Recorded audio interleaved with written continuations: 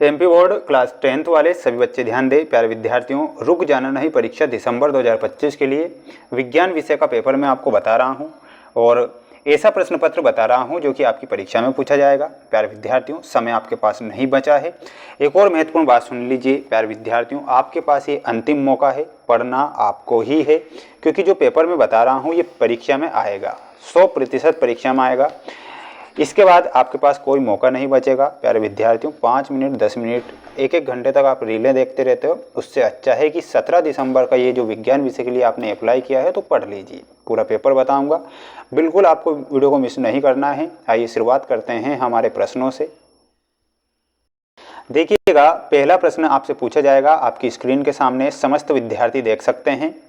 अम्लों का पीएच मान होता है। प्यारे विद्यार्थियों, अम्लों का पीएच मान कितना होता है तो इसमें आपको याद रखना है कि 7 से कम अम्लों का पीएच मान होता है।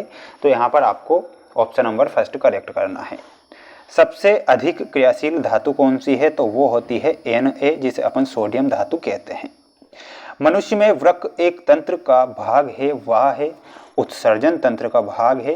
यहाँ पर आपको उत्सर्जन लिखना है। निम्न में से कौन सा पदार्थ हार्मोन्स हैं माय डियर फ्रेंड्स, इसमें आपको लिखना है साइटोकाइनिन। ठीक है।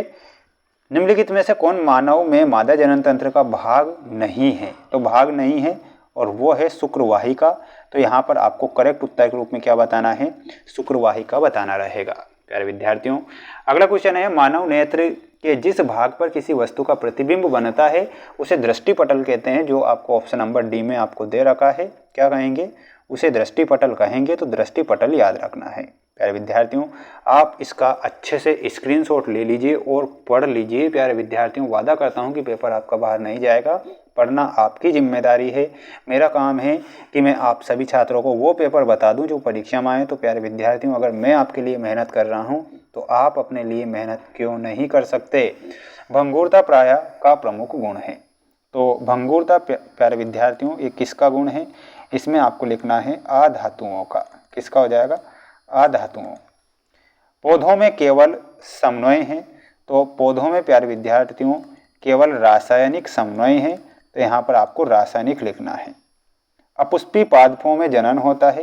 तो अपुष्पी पादप जो होते हैं प्यारे विद्यार्थियों उनमें कैसा जनन होगा तो मैं यहाँ पर लिख देता हूँ, उसमें अलैंगिक जनन होता है, अलैंगिक जनन। अगला प्रश्न है, सबसे पहले तो यहाँ पर लिखिएगा, अवतल लेंस एवं उत्तल दर्पण में प्रतिबिंब सदैव छोटा बनता है। यहाँ पर क्या लिखना है, यहाँ पर आपको उत्तल लिखना है। विद्युत धारा का एसआई मात्रक क्या होता है तो विद्युत धारा का एसआई मात्रक प्यारे विद्यार्थियों इसमें एम्पियर बताना है, एम्पियर। कचरे का निपटान एक गंभीर समस्या है। तो गंभीर कैसी समस्या है, गंभीर पर्यावरणीय समस्या है। तो यहाँ पर आपको पर्यावरणीय लिखना है। प्यारे विद्यार्थियों, स्क्रीनशॉट ले लीजिए, अच्छे से पढ़ लीजिए। वादा करता हूँ कि पेपर आपका यहाँ से बाहर नहीं जाएगा। इसके बाद में अगला प्रश्न देखिएगा। अगला प्रश्न ये रहा आपकी स्क्रीन के सामने, जिसमें आपको सत्य असत्य वाले प्रश्न दिए गए हैं। पहला प्रश्न है, 2H2O अम्लीय जब 2H2 + O2 एक विद्युत अपघटन की अभिक्रिया है। तो बिल्कुल प्यारे विद्यार्थियों ये आपका सत्य हो जाएगा। CO एक अम्लीय ऑक्साइड है, बिल्कुल ये गलत होगा। बायां नीले ऑक्सीजनित रक्त को शरीर के विभिन्न भागों में प्रेषित करता है। तो बिल्कुल सत्य है। किसी चालक में प्रवाहित विद्युत धारा एवं उसके सिरों के मध्य विभवांतर के परस्पर संबंध का पता ओम ने लगाया था, बिल्कुल सत्य है। हरे विद्युत रोध वाला तार प्राय तप्त होता है। और लास्ट वाला गलत बताना है, दूरदृष्टि दोष दूर करने के लिए उत्तल लेंस का प्रयोग किया जाता है। तो प्यारे विद्यार्थियों ये तो आपका सत्य होगा, लेकिन 5वां गलत हो जाएगा। ठीक है, ये वाला गलत है। स्क्रीनशॉट ले लीजिएगा अच्छे से और पढ़ लीजिए सभी। प्रश्न देखिएगा। अगला प्रश्न आपसे पूछा गया है, एक वाक्य में उत्तर लिखिए। जब किसी यौगिक से ऑक्सीजन की क्षति होती है तब यह अभिक्रिया क्या कहलाती है तो प्यारे विद्यार्थियों इसे अपचयन अभिक्रिया कहेंगे। क्या कहेंगे, आपको पहले में अपचयन लिखना है। परागकोश से परागकणों का वर्तिकाग्र तक पहुंचने की घटना क्या कहलाती है तो प्यारे विद्यार्थियों उसे क्या कहेंगे, उसे परागण कहेंगे। क्या कहेंगे, तो यहाँ पर आपको परागण लिखना है। मेंडल ने किन नियमों का प्रतिपादन किया था प्यारे विद्यार्थियों, मेंडल ने आनुवांशिकी का प्रतिपादन किया था। क्या लिखना है यहाँ पर, आनुवांशिकी का।